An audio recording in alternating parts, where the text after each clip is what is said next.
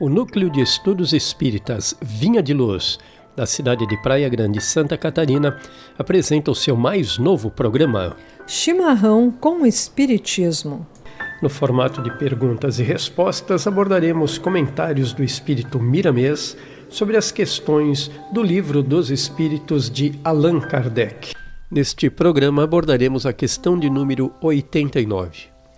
Os espíritos gastam algum tempo para percorrer o espaço? Resposta dos espíritos: sim, mas fazem-no com a rapidez do pensamento. Questão 89A. O pensamento não é a própria alma que se transporta? Resposta dos espíritos: quando o pensamento está em alguma parte, a alma também aí está, pois que é a alma quem pensa. O pensamento é um atributo. Comentário do Espírito Miramês. Certamente que o espírito gasta algum tempo para percorrer distâncias. No entanto, essa velocidade tem variações infinitas, de acordo com a evolução da alma. Existem determinados espíritos tão materializados que os seus meios de locomoção são os mesmos dos homens e, por vezes, bem piores, bem como há entidades altamente evoluídas que viajam grandes distâncias com a velocidade do pensamento.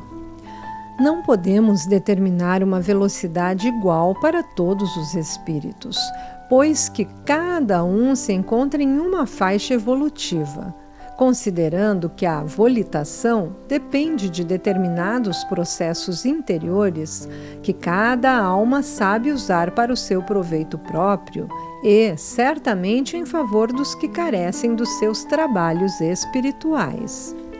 Encontramos espíritos angélicos que escondem sua própria iluminação, para ajudar aos que já se encontram nas sombras, sendo que os seus poderes internos são os mesmos e podem, pelas forças adquiridas, conduzir muitas entidades, transportando-as das regiões inferiores para as casas de reajustamento espiritual.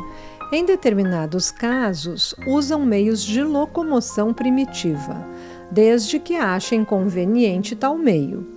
Igualmente existem aparelhos eletromagnéticos no mundo dos espíritos que também são usados para esses trabalhos, sendo muito usados em assistência aos que sofrem e em transportes usuais. Se o espírito evoluído rasga os espaços e tem a velocidade do pensamento, podemos raciocinar como Deus está em toda parte, permanentemente, e como Jesus está presente onde alguém se reúne em nome dele, em qualquer lugar da terra. O espírito é uma chama divina, consciente, e o pensamento é o seu atributo, cuja força pode levá-lo onde quer que seja, desde que tenha condições para tais viagens. O universo é uma casa grande, mas nem todos os espíritos podem andar nos departamentos desta casa de Deus. Existem muitos limites, de acordo com a posição da alma na escala a que pertence. Há muitos espíritos que, ao desencarnarem, não saem das casas onde viveram como encarnados. Outros ficam ligados aos despojos nos cemitérios e outros ainda ficam perambulando pelas ruas e lugares que se afinizaram com os seus sentimentos. O ódio em demasia faz pesar o corpo espiritual. Assim também a inveja, o ciúme, a maledicência, o orgulho e o egoísmo. De modo que a volitação fica difícil para essas entidades e os seus corpos ficam chumbados ao solo terreno. O pensamento é uma propriedade elástica do espírito e seus poderes ultrapassam as pálidas deduções dos homens.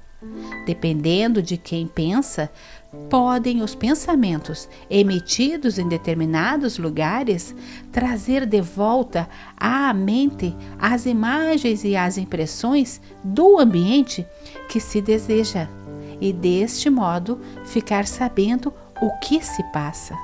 A força mental do espírito superior é como um verdadeiro milagre, sob o comando da sua vontade. O poder da mente do espírito puro é sem limites, porém, mesmo dotado de todas essas conquistas, respeita, dentro da ordem do universo, os seus irmãos menores, que estão passando por certos aprendizados sob o controle da dor. Todavia, há casos em que eles intervêm com a misericórdia de Deus, em nome da mesma lei de justiça, ajudando aos que sofrem, quando a condição do sofredor pede esse amparo para que possa servir melhor, aproveitando a oportunidade difícil de ser granjeada. Os recursos são diversos e Deus é amor.